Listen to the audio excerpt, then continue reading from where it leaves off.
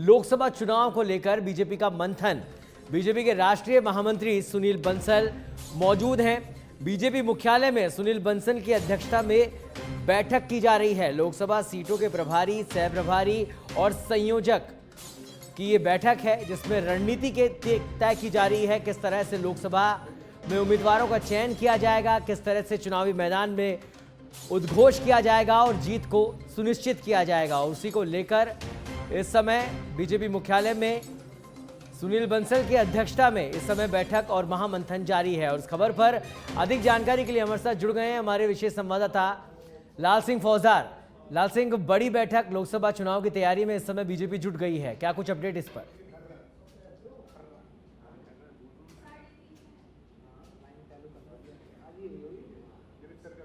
लाल सिंह, मेरी आवाज सुन पा रहे हैं आप?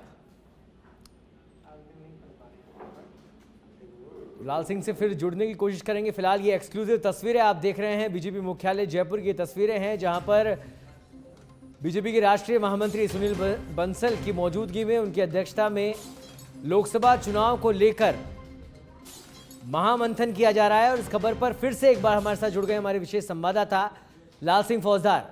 लाल सिंह, महामंथन का दौर शुरू हो गया है, लोकसभा चुनाव की तैयारियां शुरू हो गई है, बीजेपी में बड़ी बैठक का आयोजन किया गया है, क्या कुछ अपडेट इस पर?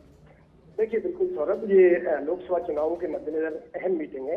इस लिहाज से क्योंकि इसमें लोकसभा के संयोजक जो बनाए हैं, लोकसभा के प्रभावी, क्लस्टर प्रभारी इनको बुलाया गया है।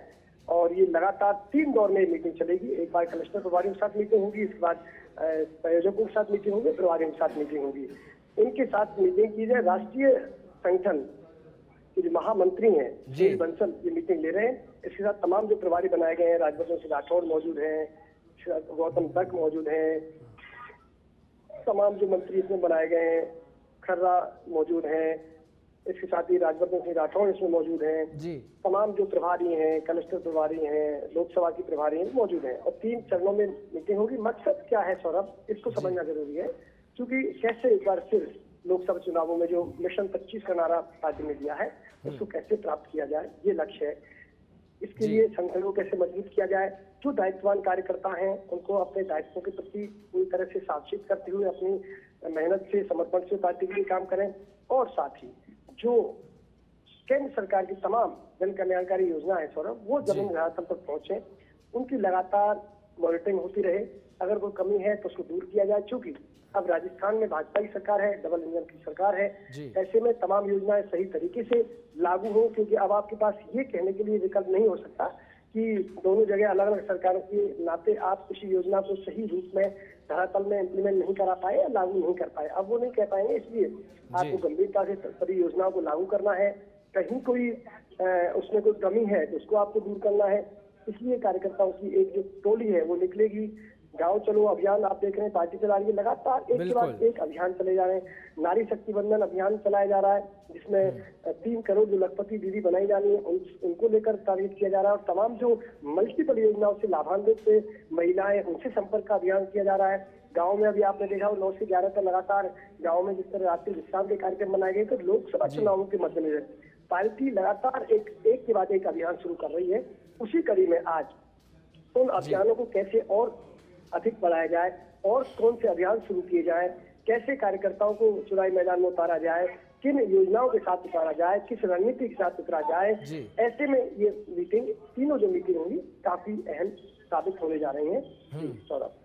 बिल्कुल लाल सिंह, टारगेट 25 की तरफ बिल्कुल फोकस बना हुआ है भारतीय जनता पार्टी का। ऐसे में क्लस्टर बनाने की बात और उस क्लस्टर बना के रणनीति तय की जाएगी, लोगों को जिम्मेदारी सौंपी जाएगी। तो किस तरह की रणनीति अभी तक समझ में आ पाई है इस लोकसभा चुनाव के मद्देनजर बीजेपी की? देखिए, पार्टी चूंकि भारतीय जनता पार्टी जमीनी धरातल पर काम करने में विश्वास करती है, ऐसे में हमेशा पार्टी जो मुद्दे होते हैं, कोर मुद्दे, उनको तो साथ रखती है। चाहे विकास का मुद्दा हो, राष्ट्रवाद का मुद्दा हो, हिंदुत्व का मुद्दा हो, वो मुद्दे पार्टी के साथ रहेंगे।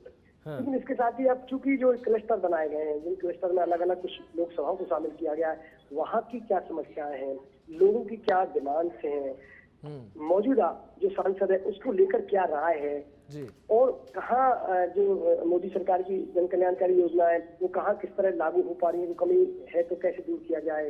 हाल ही में ERCP का एक बहुत ही ऐतिहासिक निर्णय जो पार्टी ने सरकार ने किया है, तीनों सरकारों ने मिलकर, केंद्र सरकार ने, राजस्थान सरकार ने और मध्य प्रदेश सरकार ने, उसका क्या असर है और उस असर को और कैसे आगे बनाए रखा जाए। हाल ही में 22 जनवरी को भगवान रामलला का भव्य जो शिलान्यास कार्यक्रम हुआ, उसके बाद जो माहौल देश में बना है सौरभ, उसको कैसे आगे बदस्तूर जारी रखा जाए। लिहाजा जो अयोध्या में जो दर्शन का कार्यक्रम है उससे सिलसिला जरूर चल रहा है, बूथ से विधानसभा बाद से कैसे कार्यकर्ताओं को वहां ले जाया जाए। तो एक ये जो माहौल बना है देश में, पूरा राम में माहौल बना है, इसको आगे कैसे बढ़ाया जाए, कैसे बदस्तूर लोकसभा चुनाव होते हैं उसको जारी रखा जाए। तो तमाम जो मुद्दे, तमाम जो नीतियां, तमाम जो कार्य पार्टी के लिए लोकसभा चुनाव में मददगार साबित हो सकते हैं, उन पर फोकस रहेगा। जी ठीक है लाल सिंह, तो ये मान के चला जाए कि जिस तरह से विधानसभा चुनाव के अंदर भारतीय जनता पार्टी ने कई नवाचार किए, कई प्रयोग किए, ऐसे टिकट दिए जो किसी ने सोचे नहीं थे, ऐसे उम्मीदवार मैदान में उतारे, तो उसी तरह का कुछ इस लोकसभा में भी देखने को मिलेगा। देखिए बिल्कुल, कुछ सीटों पर आप जो कह रहे हैं वो निश्चित रूप से देखने को मिलेगा। और इस बार पार्टी, चूंकि ये तीसरी बार लोकसभा में वापस उसी इतिहास को दोहराने की कवायद है सौरभ, और 400 पार का पार्टी ने नारा दिया है। ऐसे में एक एक सीट पर गंभीर अध्ययन के बाद, पूरे निष्कर्ष के बाद तय किया जाएगा कि इस प्रत्याशी को मैदान में उतारना है। तो ऐसे में जो राजस्थान की तस्वीरें कम होगी, 17 से 18 सीटें कर सकते हैं, कोई बड़ी बात नहीं है। उनकी जगह उन चेहरों को लाया जाएगा तो पार्टी के कार्यकर्ता होंगे, संगनिष्ठ कार्यकर्ता होंगे, रीति नीति विश्वास करने वाले कार्यकर्ता होंगे, और इस पैरामीटर को तो देखा ही जाएगा कि जिताऊ कैंडिडेट होंगे। तो ऐसे में निश्चित रूप से आप जो कह रहे हैं वो चौंकाने वाली तस्वीर सामने आ सकती है, चाहे वो CM को लेकर हमने देखा या अभी जो राज्यसभा के लिए 2 प्रत्याशियों के चयन को लेकर देखा। तो ऐसे में निश्चित रूप से आपको कई सीटों पर सौरभ ऐसी भी तस्वीर दिखाई देगी जो बिल्कुल अनपेक्षित होगी, यानी जिसकी हम कल्पना भी नहीं कर रहे होंगे। ऐसे नाम भी आपको लोकसभा की कई सीटों पर देखने को मिल सकते हैं। जी लाल सिंह, बैठक की तस्वीरों में जो पदाधिकारी हैं, संगठन के पदाधिकारी हैं, उनके साथ कई मंत्री भी दिखाई दे रहे हैं, विधायक भी दिखाई दे रहे हैं, तो क्या उनको भी ट्रेनिंग प्रोसेस चल रहा है, उनको भी कई नई जिम्मेदारी देने की तैयारी की जा रही है लोकसभा चुनाव में? तो ये तमाम जो आप चेहरे नजर आ रहे हैं, सभी चेहरे हैं जिनको जिम्मेदारी दे दी गई है जी, सभी जिम्मेदारी संभाल रहे हैं। मंत्रियों की बात करें तो मंत्री वो हैं सौरभ जिनको अभी हाल ही में लोकसभा का संयोजक बनाया गया है, कल ही इसकी लिस्ट पार्टी ने जारी की है। बाकी कुछ विधायक हैं जो प्रभारी हैं, कुछ विधायक जो आपको नजर आ रहे हैं क्लस्टर प्रभारी हैं, तो क्योंकि इसमें लोकसभा के प्रभारी हैं, लोकसभा के संयोजक हैं, क्लस्टर प्रभारी हैं। तो तमाम जो चेहरे आप देख रहे हैं, ये तीनों ही जो मैंने आपको बताया, क्लस्टर प्रभारी, लोकसभा प्रभारी और लोकसभा संयोजक। ठीक है, चलिए बहुत बहुत धन्यवाद लाल सिंह इस तमाम जानकारी के लिए।